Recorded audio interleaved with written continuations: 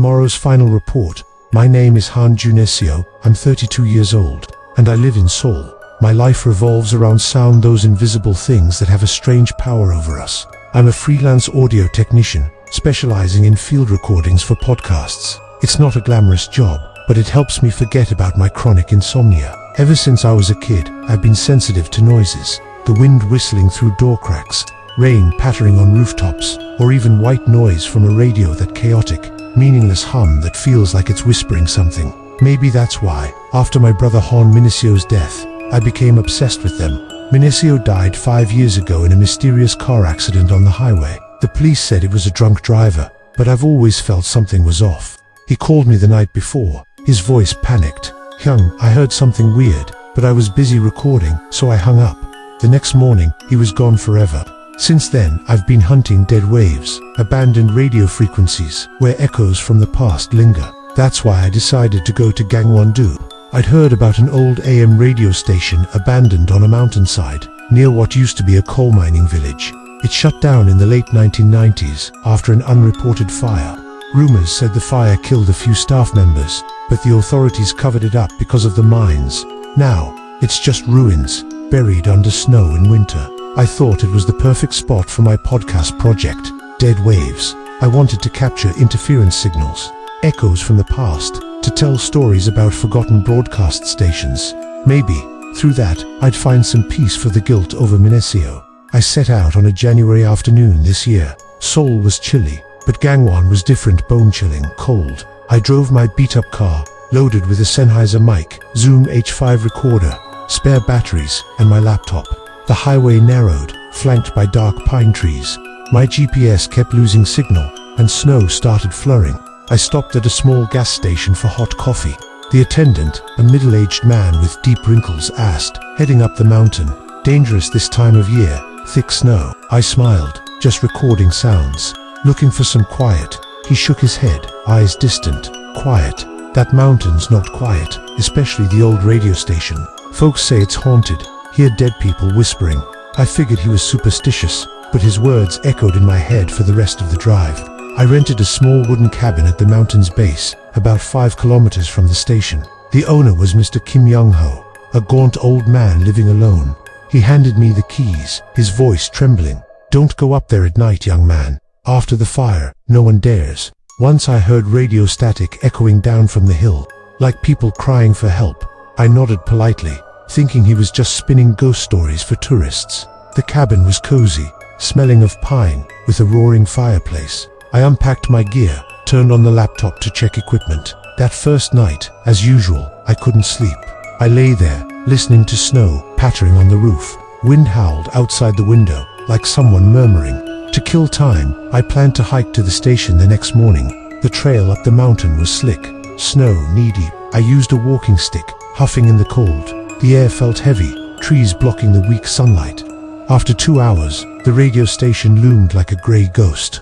A concrete building, roof riddled with holes, windows shattered. The tall antenna tower was now rusted scrap, swaying in the wind. I pushed the main door. Hinges creaked loudly, echoing like a moan. Inside was the old studio, blanketed in dust. The control console was broken, wires dangling like dried veins. A faint charred smell lingered, even after decades. In the corner, I found an antique analog radio, the classic kind with tuning knobs. No batteries, no plug. But when I touched it, it hummed faintly, like it was waking up. I chalked it up to static from the snow.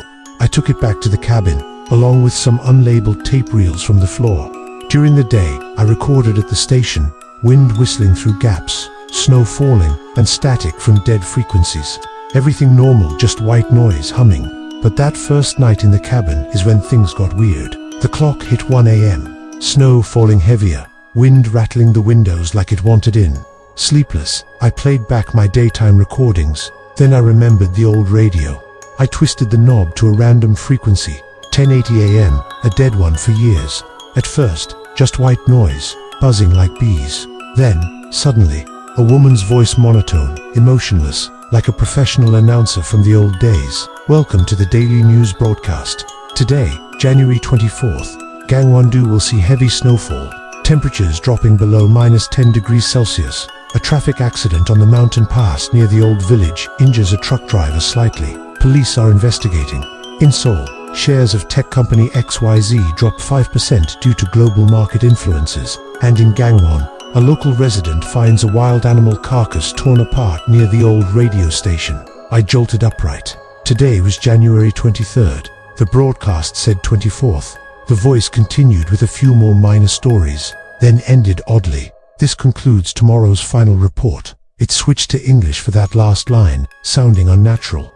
The radio went silent, even though I hadn't touched the knob. I thought it was a hallucination from insomnia, or maybe an old tape stuck inside. But the voice was too clear, no vintage crackle. I recorded the whole thing on my device, planning to use it for the podcast. The next morning, snow stopped. I checked news on my phone weak signal, but it loaded.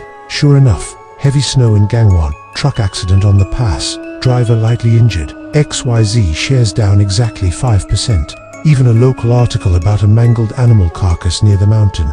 My heart pounded, cold sweat despite the chill. Coincidence? Or had the radio broadcast tomorrow's news? I headed back to the station immediately. The path was tougher, fresh snow covering the trail. I rummaged through the studio for clues. Those unlabeled tapes, I'd tried them on the old machine there, but just chaotic static. I recorded more, but my mind was on last night's broadcast. The radio's signal didn't match any licensed frequency. I checked on a radio app. It was like a ghost signal, only active from 1 to 3:30 a.m. During the day, no matter what, the radio stayed dead. The second night, I waited until 1 a.m., turned it on in the cabin. Wind howled stronger, snow slapping the windows. Static hummed, then the woman's voice. January 25th. A small avalanche on Gangwon mountainside buries part of the old trail. No casualties. In the former coal mine area, residents report strange noises from the abandoned radio station. YZX shares rise 2%. A child in the village at the mountain's base nearly falls into a well. Luckily, only minor scrapes. Ended with this concludes tomorrow's final report. I noted every detail. Heart racing. Morning confirmed. Small avalanche right on my trail from yesterday. Mr. Kim knocked on my door. Last night I heard weird sounds from the mountain, like radio static. Did you hear it? I shook my head, but inside, panic. The radio had no power, no batteries, yet it worked like it had a soul. Tension built. My insomnia worsened. I lay awake, attuned to every sound. Each night, I waited for 1 a.m. to tune in, like a sick habit. The broadcasts got more detailed, predicting trivial events, gas prices rising at the local station, a stray dog in the village. Even a dream I'd had the night before. Not the dream, but it started weaving in personal details. Han Joon-seo, audio technician from Seoul, will find an old tape in the studio containing a familiar voice. I was terrified. Next morning I rushed to the station, dug under the dust-covered console. There it was, an unlabeled reel, buried under wires. Trembling, I loaded it into my portable recorder. Static hummed, then a weak, frantic voice. Han Joon-seo. I heard something. Accident. Tomorrow. Help me. It was Minesio, my brother, from 5 years ago. How? The tape was ancient, but his voice crystal clear. Memories flooded back like a torrent. 5 years ago, the night before Minesio's accident, I was in my Seoul studio recording late. My radio crackled suddenly, broadcasting a strange news. Highway accident, Seoul Gangwon. Victim Han, Minesio, 25. I thought it was interference from another station, switched it off, forgot. Morning call from police, Minesio dead. I'd heard, but hadn't listened. Guilt stabbed like a knife. I collapsed on the studio floor, sobbing. Why was this tape here? Minesio never visited Gangwon, or had he heard a similar broadcast and tried recording a warning for me? From then, the broadcasts turned personal. They named names. January 26th, Mr. Kim Young-ho, cabin owner at the mountain base, falls downstairs, breaks leg. I knew Mr. Kim. Next morning, I checked on him. He was bedridden, leg in a cast, face pale, slipped last night on the stairs. Felt like someone pushed me from behind. I didn't dare mention the radio, afraid he'd think me mad. But deep down I knew, the broadcasts were drawing me into a vortex. I started questioning reality. Was I dreaming? Insomnia causing hallucinations. I tried calling friends in Seoul, spilling everything, but signal was spotty. Calls dropped. Joon-seo, you're exhausted. Come back, my friend said, but I couldn't leave. I needed to understand. The next night, the broadcast said, Han Joon-seo will attempt to intervene in a minor accident in the village, but fail. Child Lee Min-ji will fall into, well, only minor injuries. I tested it next day, went to the village, wandered near the old well, saw the kid playing close, rushed to warn, but she slipped anyway. Villagers rescued her in time. Just scrapes. The broadcast was right. I couldn't change anything. Fate seemed pre-recorded. The atmosphere shifted. Snow fell endlessly, wind whispering my name. The cabin grew frigid, fireplace blazing uselessly. I felt watched not by someone, but by sound itself.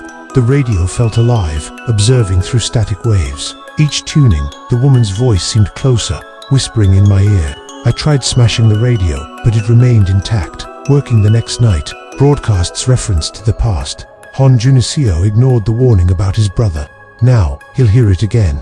And in the static, Min-seo's voice looped, "Hyung, help me." I decided to stay at the station for the final night. Snowstorm blocked the roads. I was trapped. I brought a tent, flashlight, and the radio. The studio was freezing, charred smell overpowering. 1 a.m. The radio turned on by itself, no touch needed. Static. Then the voice. January 28th, an audio technician found dead in the abandoned radio station, headphones still on. Time of death, 3:30 a.m., caused asphyxiation from smoke of the old fire reigniting. Victim, Han Joon-seo. It drawled each word like a countdown. I yanked off the headphones, shaking. The room went utterly silent. No wind, no snow, nothing. The radio switched to record mode, red light blinking. Then my voice echoed from the speaker. My voice, monotone, emotionless. This concludes tomorrow's final report. I realized the radio wasn't broadcasting future news. It played back recordings made by the dying. The fire victims from years ago recorded their fates in panic. Min-seo did too. And now me.